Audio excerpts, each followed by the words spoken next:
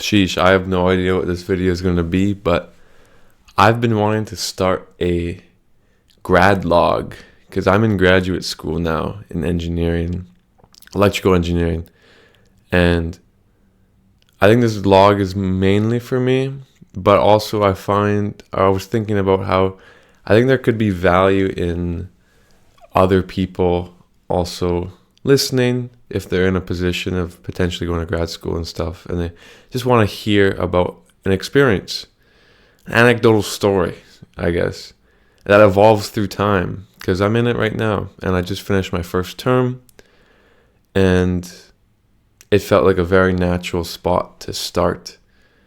It's something that I want to continue to document more frequently than just per term, but I mean, it's just a start right now. For context, I'm 24. I did my bachelor's in computer engineering, so I have a background in that. And now I've meandered my way into electrical engineering for my master's. I mean, I love the science and math. Mainly, I love it all. Math is great. I have a passion in that area. But I mean, coding, basically anything that revolves around being creative and applying like reasoning and solving problems, it's for me, which is why I just love engineering. So, future Matthew, and I guess others, I wrote down some questions I think were good. Like, why did I feel grad school is for me? And that is a loaded question, because once you graduate or get close to it, you kind of realize you're no longer in this structured environment. You realize that the world kind of is your oyster and you can go into all these different directions. I should say when you graduate from your bachelor's, if you go to university. And you kind of are hit with this idea of like, I can do anything. There's grad school. Should I go into it right away? Should I take a break? Should I go to industry? Should I go traveling instead? And if that's you right now, let me tell you, that was me as well. And the decision is incredibly personal. You know, it's up to your experience and where you kind of want to see yourself in the next little bit.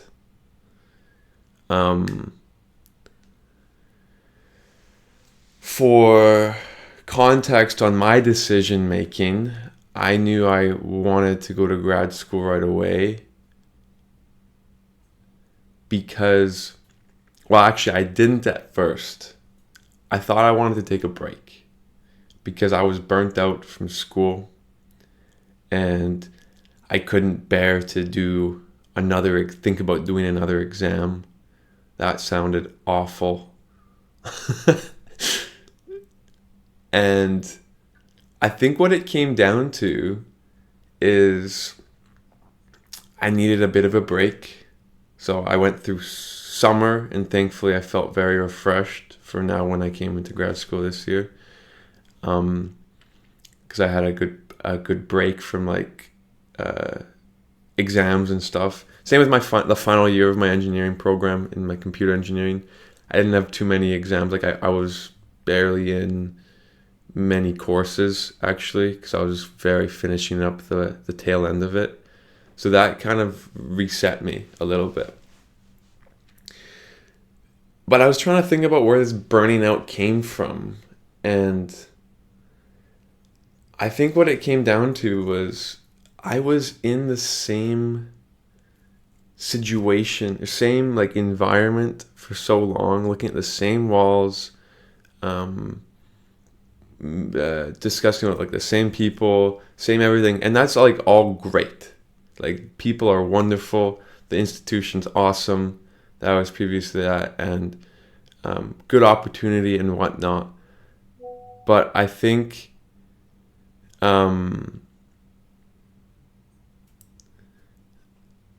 just lost my train of thought. I got a WhatsApp message. But I think I think I was talking about, like, yeah, it's all great, but then it's just I needed a change, and the idea of going somewhere else for my grad studies seemed to, like, really motivate me and help make my decision easier, because I was trying to identify where this sense of, like, burning out was, and, like, why I was kind of against grad school. And I think it's because it was like I need, like, an environment change. I want to expand my, like, network of connections and whatnot. And I found now, like, going, like, in hindsight, that was the correct assessment. Like, I needed an environment change. Like, I moved to completely new cities. I see this is a weird thing about grad log. Do I share personal details such as what cities and whatnot? I have no idea. I guess it'll evolve around with time and see my comfort levels. But on the other hand, I could have taken a break. But the reason for my case I didn't take a break is because I was working in this research lab where hypothetically I could have actually continued that research and completed a master's in a 1 year time, but I would be at the same institution. However, I couldn't really, it didn't motivate me to be at the same institution. And on one hand, if I knew, I just kind of put aside that. I was like, okay, I can muster out 1 year to get a master's. I, however, knew that I wouldn't get this other opportunity and experience of living in a new city, meeting new people, gaining new connections, and frankly, because I wouldn't do a second master's, like, after I get one. So for myself, it was like, okay, I felt burnt out because I felt burnt out because I needed kind of a change of scenery, change of place.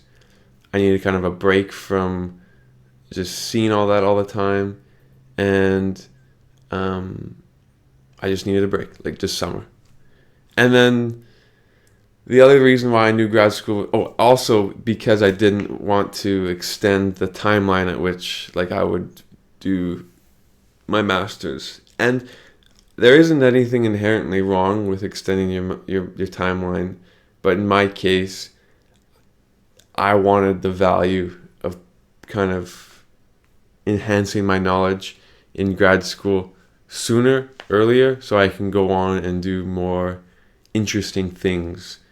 Because what's intrinsically motivating me is not necessarily a job, which is why grad school is interesting to me. I mean, people go to grad school for a couple of reasons. They want to get more money, get hired more places or whatever. For myself, grad school was honestly a decision of, like, I just like learning, straight up, period, full stop. And I really enjoyed being creative and learning, and it just is a very natural progression because now you can undergo your own research project and get fully immersed in the world of the process. So it's a very natural stepping stone for myself. And I think if you're in that frame of mind, then grad school is definitely worth it. Because then there's almost, like, no downsides in a way, because you would achieve, again, the higher job salary and stuff that other people aspire to get. But if you're driven intrinsically just through, like, the creativity aspect and just wanting to scratch the itch of curiosity, then is there really a downside to doing a master's? I think PhD is a different story, and we can get into that in a different video. It's just so much more involved. It's more of a commitment, because I mean, I can touch on it like real quick. This is my perspective. I'm in Canada, and I've been told this by a couple of people, where it's like in a master's, you kind of learn the process for research, and then even if you don't get a positive result, you can still graduate and publish that, whatever result you get. So it's like you're out in like 2.5 years or so. A PhD, on the other hand, more often than not, your estimated date of graduation is unknown, because you don't know how the research is going to go. And a lot of the times, PhD students can't really graduate unless they publish positive results, like as in like you've made a stark contribution that people enjoy. And so I knew that's more of a commitment. So when I'm thinking grad school, I'm not thinking like PhD or anything. I'm thinking just master's, because PhD, I mean, I've talked to people 4 years turn into 5, turn into 6, turn into 7, and then you're just there. And I couldn't imagine being there till I'm like 30 something years old. But like with a master's, I can be out by like I'm 26 or something, you know. So I don't know if I even touched on that question of why grad school was for me, if I fully encompassed the reason. But I think it just came down to also opportunity. Like in my case, there was some good scholarship opportunities at some university, and I pursued, and I was getting further along in the scholarship process with that, and it kind of made the decision easier. It's like, okay, I have this opportunity here, I can pursue it, I can get that done. And you know,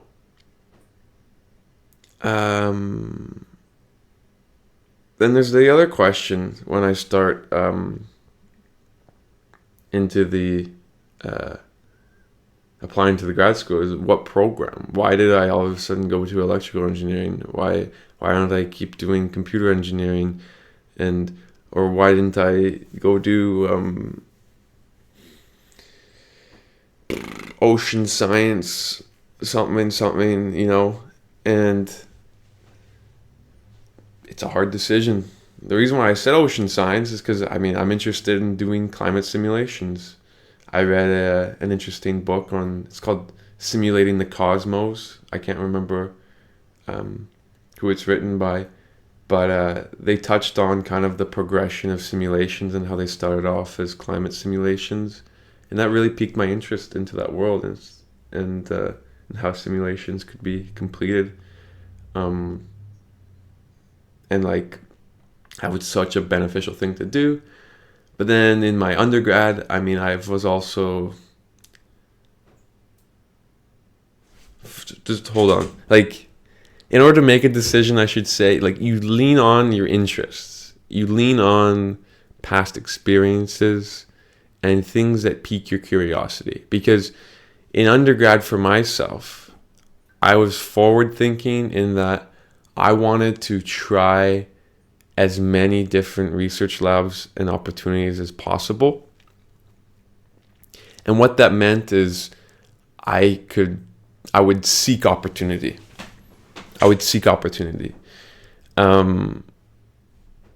For like full context, these opportunities basically arose because I was getting fairly good grades, meaning I could apply and get research award grants to work in like any professor's like lab on my campus. And Also, just frankly, being very communicative to professors and show interest. Like, I had one professor where I did in my second year. This was terrifying to me. Knock on his door and just ask for a position in his lab. Now, is that terrifying? No. But I would kind of make these opportunities happen in any domain that was interesting to me.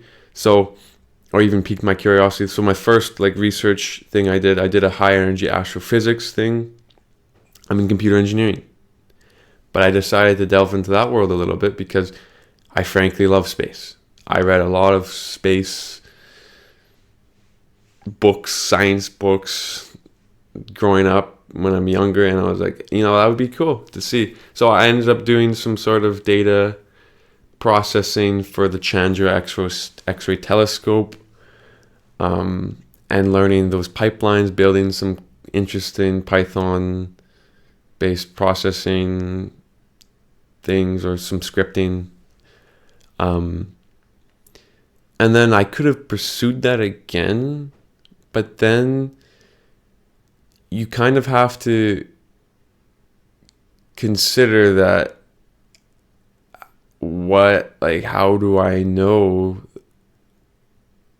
that I wouldn't like anything else, So I reached out to, this is the professor where I knocked on his door. The next year I rolls around, I learned that he's in a microwave imaging lab. That sounds interesting. What is microwave imaging? That sounds cool. Look it up, do some digging.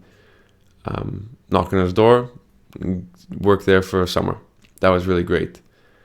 Then I was like, okay, I gotta keep kind of flowing around. This was great. Space thing was great. What other thing is interesting to me? Here on campus, there's some cool space systems lab. Apply for some grant or whatever and get a spot in the space systems lab. I did some rover wheel coding for some controller, and that was cool, scratching that itch.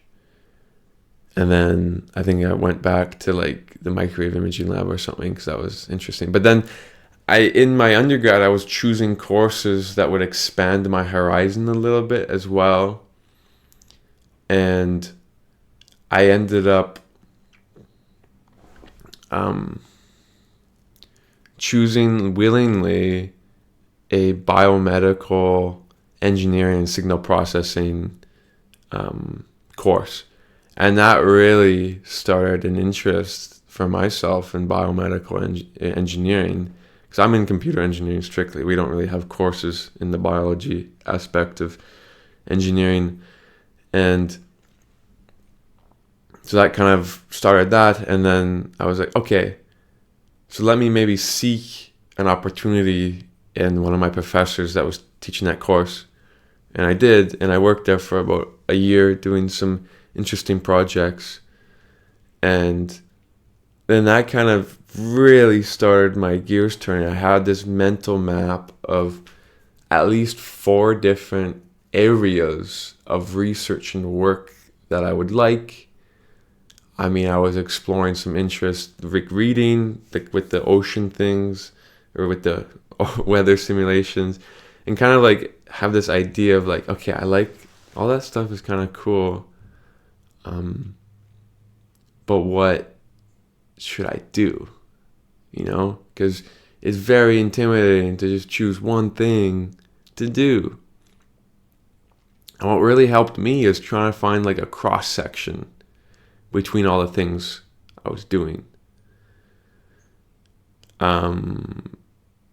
So I'm applied for a microwave imaging position in a biomedical lab.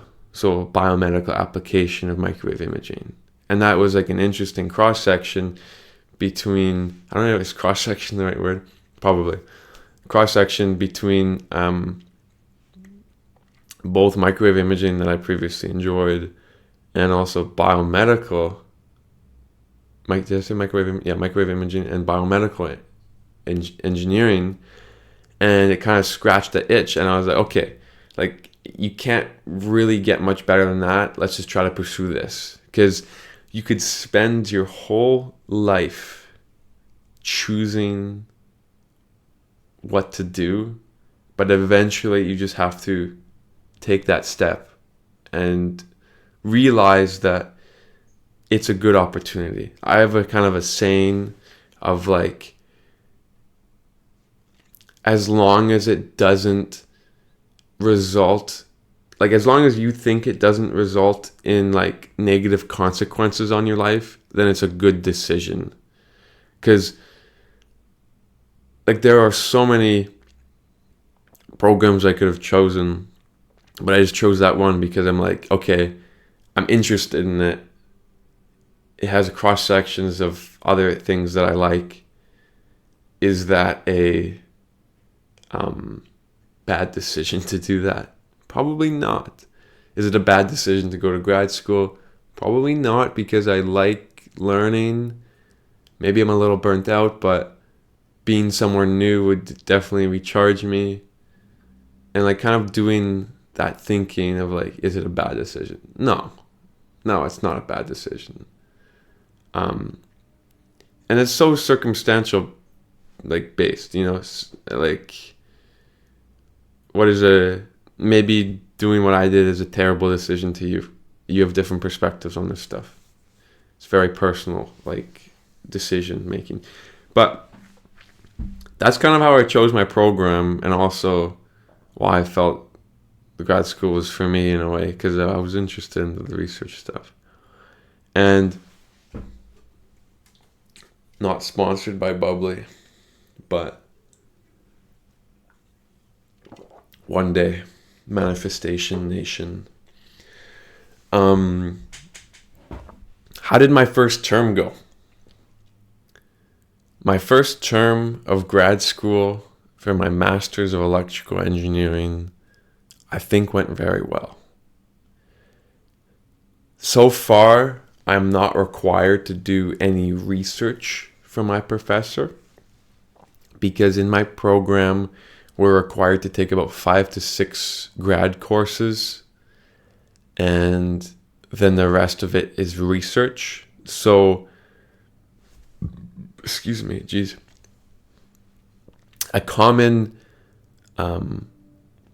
approach that professors recommend to their students, maybe recommends like they recommend, is lump all your grad school's courses in first term and like second term, get that done, and then for the rest of your master's you can just focus strictly on your research. So this term I didn't do any research, did some like funding applications for my project and stuff, but mainly I focus on my courses. And I mean, it's another decision time, what courses do I take? And from what I learned from my friends is every professor is different for what courses you should take. My professor kind of was like more than happy to let me choose my own adventure of what courses were interesting to me. My other friends had their supervisors say, no, you have to take these courses. So for me, it was actually very open-ended for what courses I should enroll in. And again, with kind of the decision-making process, I wanted to choose things that kind of benefited both my future in my project. So like with the decision making of like kind of getting things that intersect, that are beneficial to like multiple things.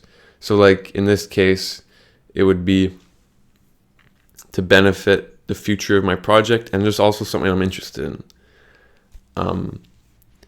So I chose what did I choose? What was I just in? This past term, I was in a course called Mathematical Foundations of Systems. I was in a course called Linear Systems. And I was also in a course called Machine Learning for Engineers. And there are so many courses to choose from.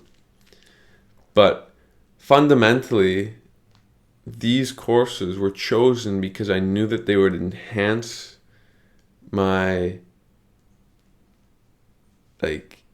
ability in math, because I know that's immensely important for grad school, is having a good mathematical background, because everything that you'll be doing involves math. And this would also cover, my course selections also covers like a very topical skill to have that doesn't necessarily pertain to my research project, is machine learning. Because I've done very little machine learning in my past, but because the progression that we're going, I figured it would also be very wise to select machine learning as another course, because it's just a great skill to have and it would be useful for my future, I just know. To learn in like a formal setting, because like you could do boot camps and stuff, but just doing a course in it, you just learn the very technical nitty-gritty details that you otherwise wouldn't. And then I'm in some other, in the next term that I've also chosen, I'm doing like some MRI course, because that applies to some of the work I potentially will doing, and a deep learning to extend that knowledge in the topical course. And then I'm also doing an optimization systems and control theory course. And I don't have to get into those decisions because they're not concrete, because it hasn't happened yet. But the ones here, I think I alluded to, they're very math heavy. Like the mathematical systems and foundations, that's an incredibly abstract course. It's, if you know anything about math, it's effectively real analysis. We built up from what is a logical statement, like the sky is blue. If I, or is this, yeah, the sky is blue. Or the statement of like, if water's wet, I don't know, that's a bad example. If the wall is hard, then, geez, I can't come up with anything. It's honestly, basically, if this happens, then this condition is true. Just logical statements like, if the bubbly is fizzy, then it will tingle my tongue. That's a good one. That's like a logical statement, and you kind of break it into its components. And in this math course, we go from there, which is like things that I've done before, but then you elevate it into the development of things called something called set theory. And then we get into like, from set theory, we get into this very abstract concept of topology. And going into this course, I always thought topology revolved around like shapes and like geometric structures. However, this topology was even more abstract than that. It was just like the base of topology. It was the definition of topology and building that scaffolding. And then from there, we got into something called, what's it called? Measurement theory, I believe. And that supposedly underpins like probability and like sizes of sets. And then we briefed on like Hilbert spaces. And these are like such abstract concepts that don't necessarily appear like in front of you all the time when you do like research questions, but you don't think they appear, but they're there, like all the, like everywhere. Underpinning all these structures that we have is this math. And when I now would, from this, go to read like research papers and stuff, they may have different mathematical notations that I'm not scared of anymore, and I just have a more holistic understanding of kind of the field of the math and just abstract thinking. And I think abstract thinking is very important to have, because you're able to kind of I don't know why I think I stare off here. I stare off into space when I think. Abstract thinking is important to have because you kind of can think laterally about lots of topics, and I think that course will definitely help me out. It definitely stretched my brain. Like, that was probably one of the harder courses I've taken in a very long time, because all my courses leading up to this in my undergrad and whatnot, they're very tangible. Like, sure, I'm doing calculus and whatnot, but like, calculus, I felt, has some grounding in reality. You can kind of talk about rates of change of stuff, but this was super abstract math, and there's no like tangibility. It's just concepts, and you kind of do proofs through definitions of stuff, and it's very different from the work that I've previously done. So I knew it was healthy because it was hard, and so I did that, and I did a linear systems course, and I stumbled into this one because I actually sat in on one of the lectures, and I kind of wanted to hear what it was about, and it proved to be incredibly math heavy. Funny enough, I didn't know it was necessarily going to be about control theory, if you know what that is. But I learned very quickly it would be. But mainly I took it because this is a linear systems course, so that means that we would be learning effectively like applications of like linear algebraic structures, multiplying matrices, understanding vector subspaces, and some other concepts that extend from that. Those are probably, I don't know if viewers listening kind of know what that is, but so coming away from that course, again, it was incredibly math heavy, but I learned so much about how to actually do like linear algebra, like just manipulate structures and understand it. So when I see complex algorithms now or whatever in the wild, like, it's just very easy. And I knew that it kind of related to machine learning in a way, because machine learning is effectively just a bunch of different matrices on matrices, and I wanted to like kind of bridge a gap between some mathematical more mathematical nuance and like the applications of some of these matrices. I don't know, in machine learning. It probably is not the best description, but it makes sense in my head. And then I did machine learning, and that was really good. Talked like all about, we built up from linear regression all the way to, linear regression for and then for classification tasks, we did logistic regression, like naive Bayes model. We did LDA, QDA, SMV, support vector machine.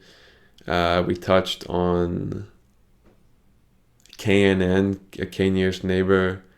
We had neural nets, convolutional neural nets. We did a bit of recurrent neural networks, and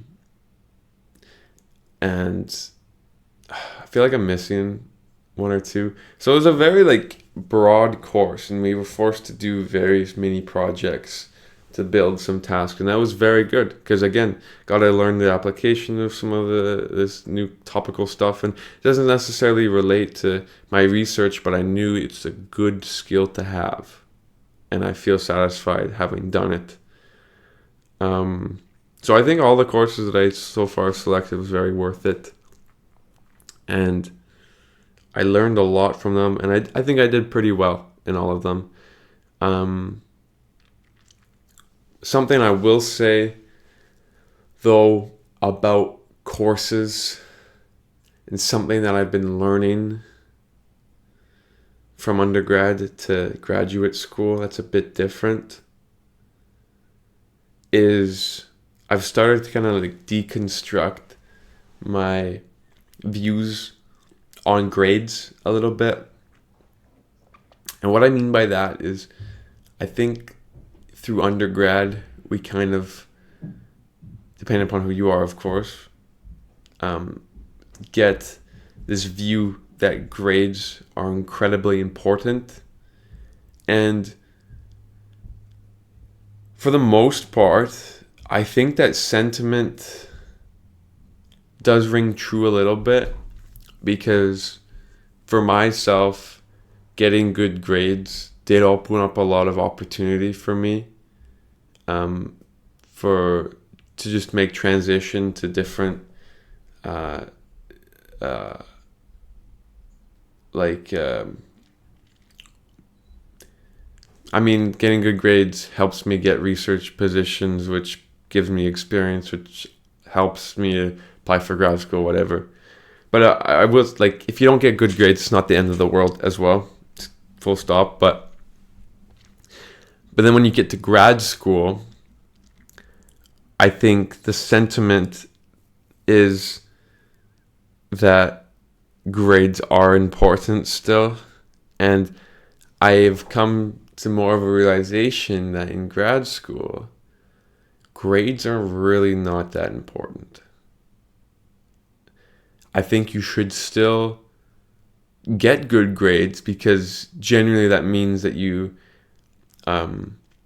understand the material. And I think that's where the value is. It's not in actually getting like a letter telling you if you did good or not. I think it's actually like, if you feel that you understand the material, that's where the real value comes from in these courses in grad school. Because no one after this is going to be looking at your grades. Maybe a little bit, I don't know. But like, I personally think that they would be looking at your project. If your project is of high caliber, then you're in. Why would they turn down someone that got a, like, in my school, B minus is the lowest grade what we're allowed in grad school. If you've got like a B minus in machine learning, for instance, and then in your research project you have this insane, elaborate, like machine learning classification, whatever task application, and it's just super well thought out, thorough. I guess you got good results, maybe, like. And you're telling me that if they see a B minus on your transcript, they're not going to hire you, even though you have this to show for it. Like, so in this transition stage, you have to start to disconnect away from the aspiring to just be a great student and whatever, and more into just like, okay, how can I do something tangible and actually apply my knowledge? Because if you're like a lot of people, I think we go through university not actually applying our stuff yet, because that's what work is for, right? We don't apply our knowledge. And then, so that's where kind of grad school comes in. It's like, yeah, actually you start to apply the knowledge that you have into a research project. However, if you're stuck in the mindset of only getting good grades, like, you kind of, I mean, you're just more busy. Now you can't apply your knowledge. You can't maybe explore other aspects of your life as easy. Like, there's a story I had of, like, this is kind of the realization I had in my mathematical foundation course. I spent like 7, 8, 9 hours straight on this problem for one day, even though I worked on this problem previously, and I spent like solid hours, 7, 8, 9 hours on this problem. Kind of figured it out, just submitted it, whatever. I probably could have stopped at hour 3 and had 6 hours left to do other important stuff that I had going on. But instead, I was so hell-bent on getting like a good solution that I kind of wasted my time effectively. Because I heard something good, I think it's from the Math Sorcerer in one of his videos. He kind of just briefed on it, like there's a point where you're just not going to understand the question, and you have to be okay with that. You have to move on. It's actually more worthwhile to move on from a problem than it is to just keep slamming your head against the wall. Obviously, it's up to circumstances depending on what you're doing. If it's a life or death situation, of course you want to keep going. But if it's just like an assignment that's not worth much of your... I mean, if it's one question on an assignment that is only a portion of your grade, is it really going to make a difference even when you have 50% of the solution there? You know? You kind of have to start thinking in these ways. And it doesn't mean you're not trying. It doesn't mean you're not trying. It doesn't mean you're not trying to do the best you can. It just means that you kind of are more reasonable with yourself. I still strive to get good grades, yes, but I wasn't as hell-bent as I was maybe in undergrad to get everything to perfection, because I more so was focusing on now kind of just understanding the material, and then understanding the material, and then just like kind of having a life outside of it. Because frankly, I'm also 24.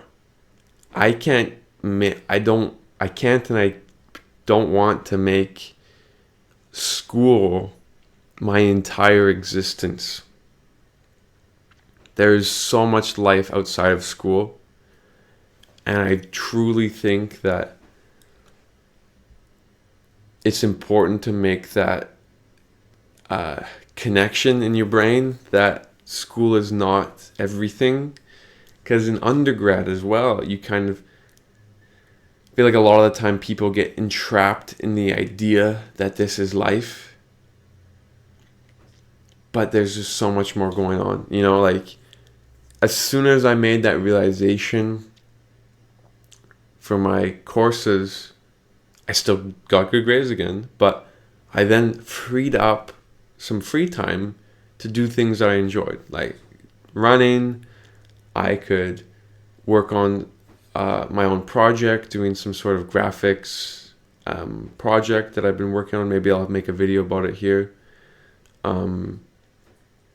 Free up time to go hang out with friends, play squash or whatever, you know, and kind of appreciate the fruits of life and my new city that I'm living in, instead of just hitting the books and that's all I do, you know.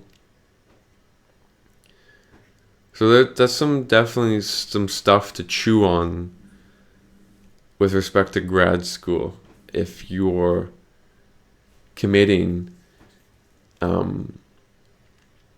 And then when it comes to when I'm done these courses, then I have my research to only worry about. So I get to fully immerse myself in that. I still can acknowledge a disconnect between the research and my own world, but still commit my efforts to that as much as I can, because your project is your most important thing to come out of grad school. And the process, it's not necessarily about your grades, you know. Don't worry about your grades in grad school, I would say. Undergraduate, though, it does give you a lot of opportunity, I will say.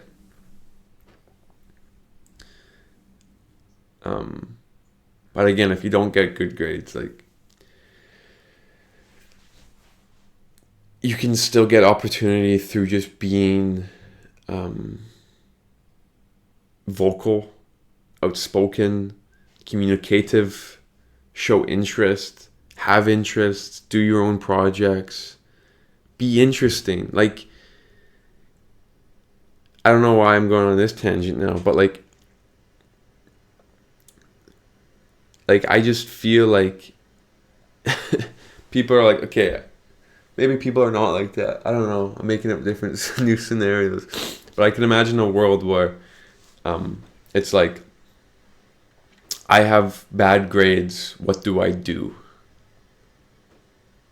Well, stand out. You don't have good grades?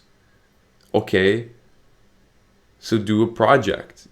Your own personal project. People love seeing personal projects. People love seeing that you can actually apply your knowledge and do something cool with it. You know, stand out. That's your key. Join a club. Do whatever. If you don't have good grades, lean into something that you are good at. Maybe you're great on a team. Maybe you're great at communicating to people. Maybe you're not good at sitting down in a 3-hour exam and crunching through numbers. Because, I mean, it's not fair to all of us. Some of us are built for it, some of us are not. But lean into your strengths then. You don't have to stop at ordinary. You don't have to just only value yourself through the lens of grades and these opportunities that were just given. You can also go seek opportunities, go make your own opportunities, and frankly, just go make your own projects, make yourself interesting, do things that actually provide you with scratching that itch of interest and creativity, but also like set you apart from people.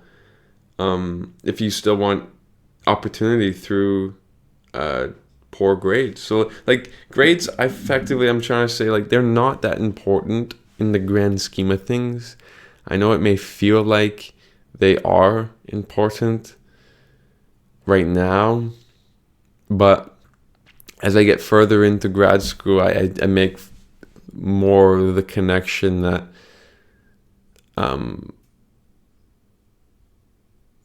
it's just beneficial if you just understand the material. So, and getting good grades generally is used as the metric for understanding the material, but we've weirdly conflated it with value, and we gotta stop doing that. But I don't know, I think this concludes my first grad log, I think I'll call it. Hopefully that was some interesting thoughts that you felt I made or something. And to my future self, I hope that you enjoyed listening to all the poor decisions that you've made and realizations that you have now, because I think we live in this world of we're just doing our best. So like everything I say here, maybe grades are really important. I doubt it, but like I think you kind of get what I'm saying. We're just trying our best. But I hope you enjoyed the video. My name is... Do I say my name? I don't know. I'll say Bendam. My name is Bendam. I hope you enjoyed this video, and I will see you next time. Peace.